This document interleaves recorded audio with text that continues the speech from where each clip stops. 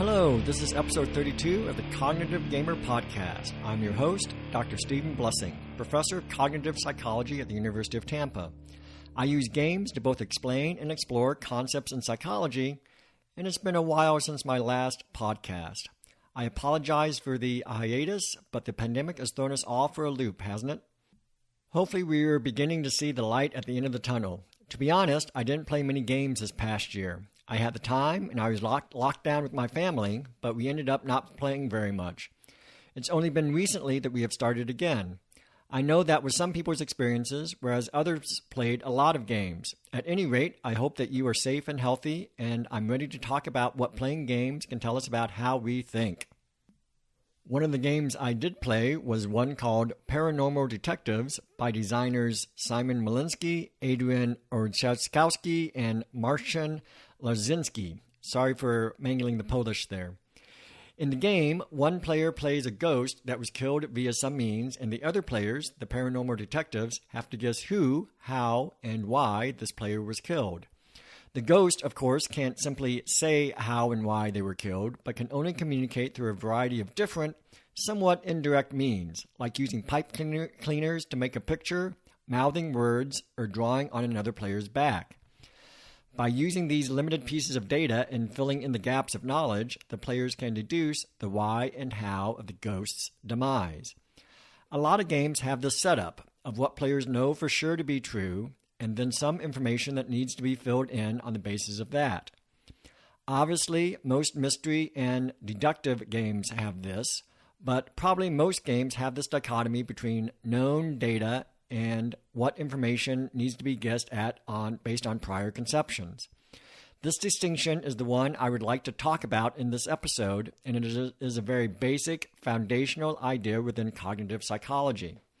It usually appears in Chapter 1 or maybe Chapter 2 of a cognitive psych textbook and is a major distinction between how we process information.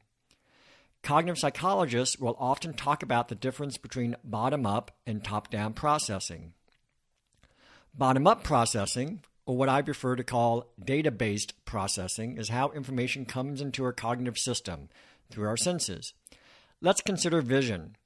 Light waves bounce off an object and enter our eye. Those light waves hit the back of our eye where the rods and cones are. The rods and cones transduce this energy in the light wave into energy that our neurons can understand. And that energy, that message, goes from the rods and cones to the optic nerve, to the thalamus, and then on to the occipital lobe, the main cortical area for vision.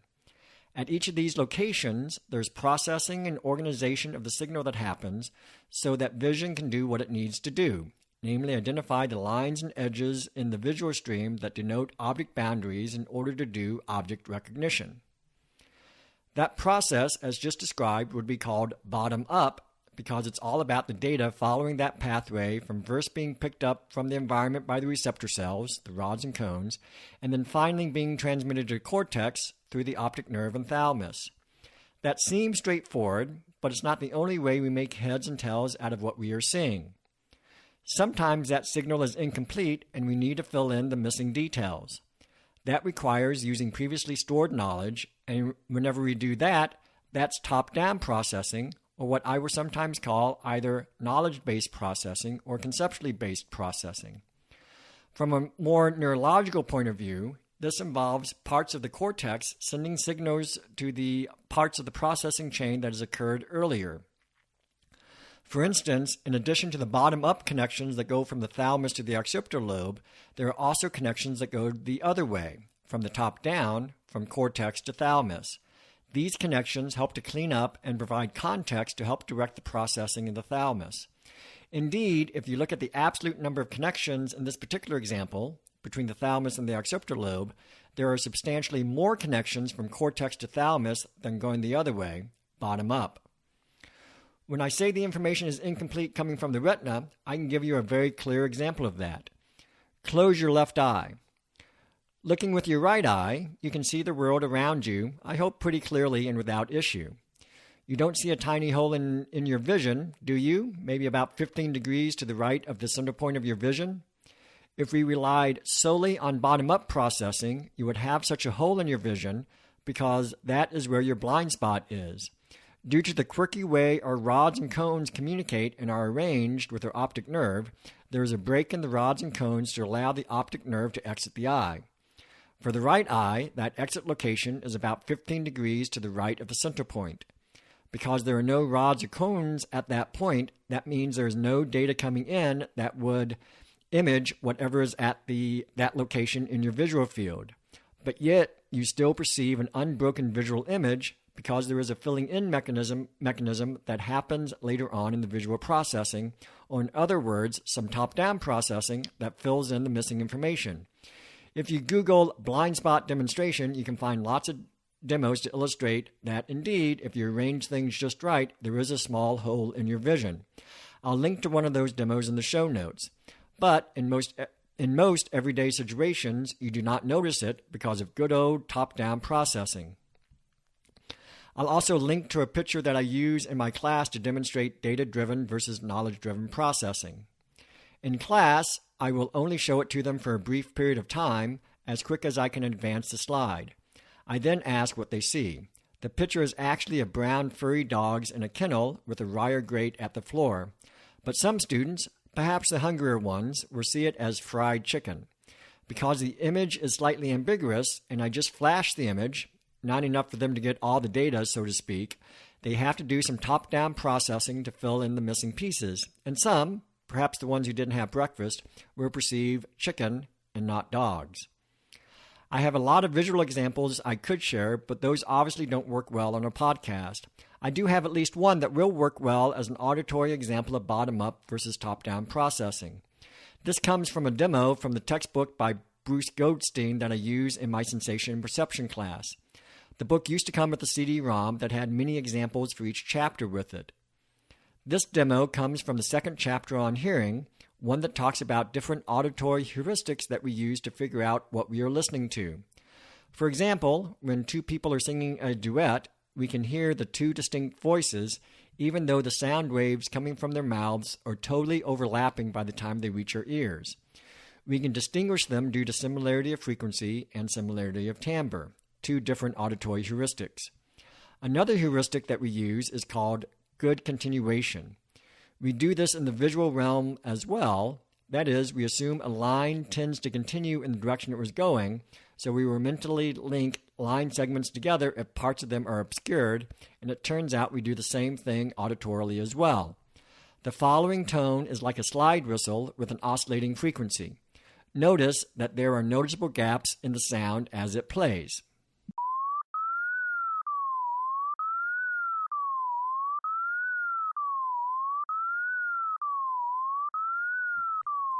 Did you hear the gaps? There is total silence in those parts, or in other words, no data. Now I'm going to play another sound, the same slide whistle noise, but this time white noise, a bit of static, has been inserted into the gaps. And that's all it is, just static. Here's the sound.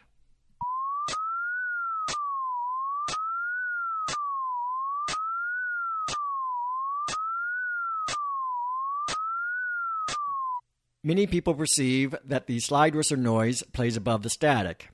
If you heard that, then you are doing top-down, conceptually driven processing. You are connecting the auditory dots over the white noise. Because that white noise is simply that. It's just static. The slide whistle sound is not there, but with the static, it gives your ear and auditory cortex a reason to connect those auditory gaps and perceive something that's not in the data. I'll give you another similar example to listen to. This sound is a steady frequency, but with gaps of silence inserted.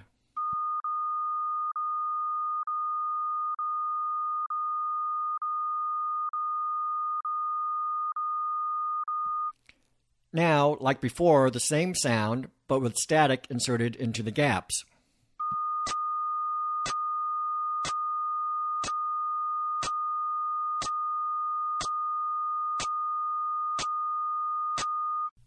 Perhaps if the first demo didn't quite work for you, this one did. Again, many people hear the steady sound of the tone above the static, but like before, the static is just static. The tone noise you hopefully perceived simply is not there, but rather your auditory cortex doing top-down processing. It's this kind of auditory processing that allows us to listen to a staticky radio station or carry on a conversation in a noisy room. We don't get all the data in those situations, but we get enough to fill in the gaps, either through good continuation or other means, enough to seemingly perceive or at least understand what's being said. This is also partially why some people prefer analog vinyl records over digital sound files when listening to music. Your cortex might have to do a bit more top-down processing with the analog signal, which partly explains the warmer sound that some report when listening to a physical record. Before talking about how this applies to game playing, I'll give you an experimental finding that shows bottom-up and top-down processing in play. It's a finding from a little while ago, the word superiority effect. It's also an early win for neural networks as an explanation for cognitive phenomenon. It has been known for quite some time, a researcher named James Cattell in 1886 actually first noticed this, that people are quicker to recognize letters in the context of a word than they are to recognize the same letter either by itself or in the context of a non-word. That is, if I gave you the task to recognize the third letter of W-O-R-D, you would say R faster than if I gave you either an R by itself or the task was to recognize the third letter of even something like W-U-R-K, a pronounceable non-word.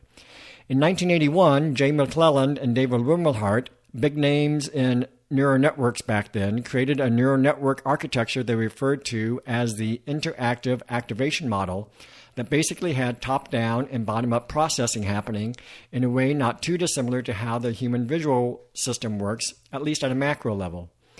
The word superiority effect exists because as the data is coming in from the thalamus, helping us to recognize the individual letter features, that's the bottom-up activation, there's also activation coming in from higher levels of the visual and cognitive system, the parts that tap into our knowledge about possible words, and this top-down activation is also causing the individual letters to become more and more active.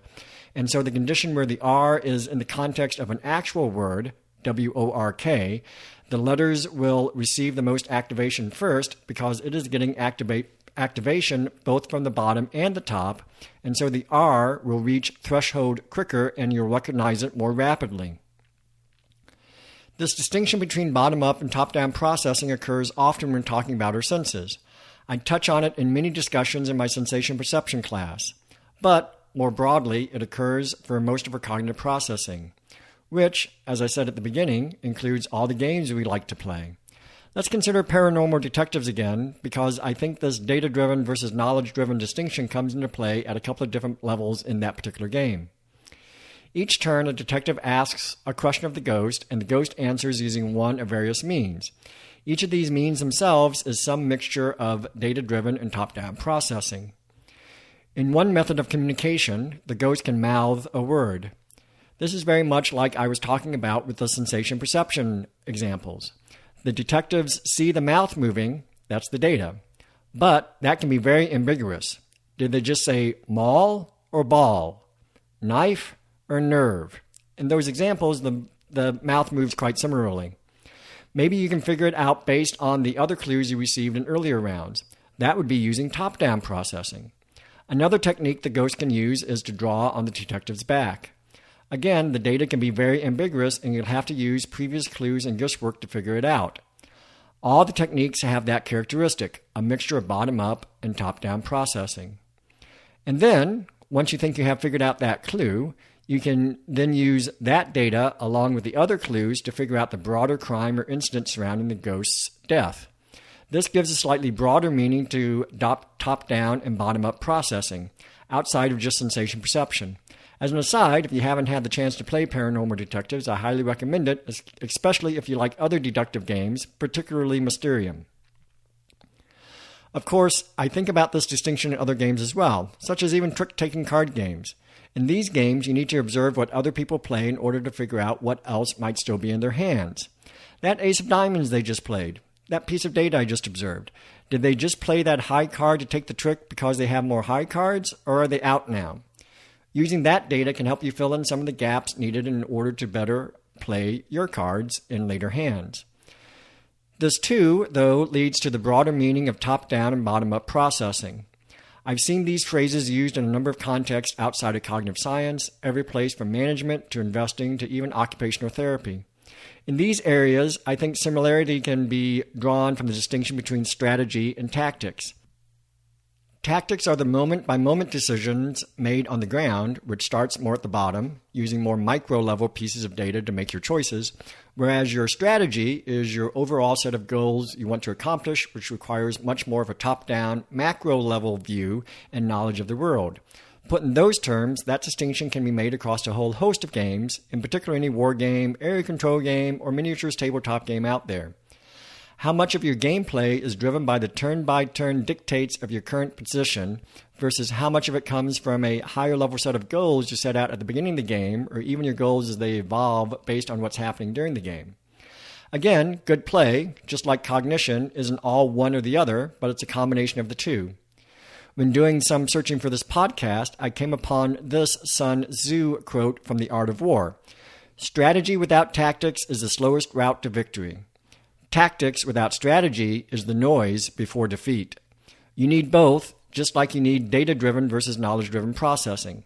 I stress to my students that sensation perception in particular, or cognition in general, isn't all one or the other, but it is a mixture of both bottom-up and top-down processing.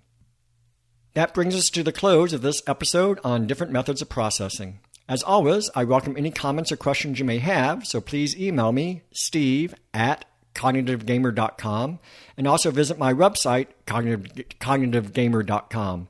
Also, you can like me on Facebook, Cognitive Gamer, or follow me on Twitter @cognitive_gamer. And if you like the podcast, please give a rating in whatever service you use to play podcasts. Just like most dice rolls, higher is better. This will make it easier for other people to discover the podcast. Until next time, remember to think about what you play and have fun doing it.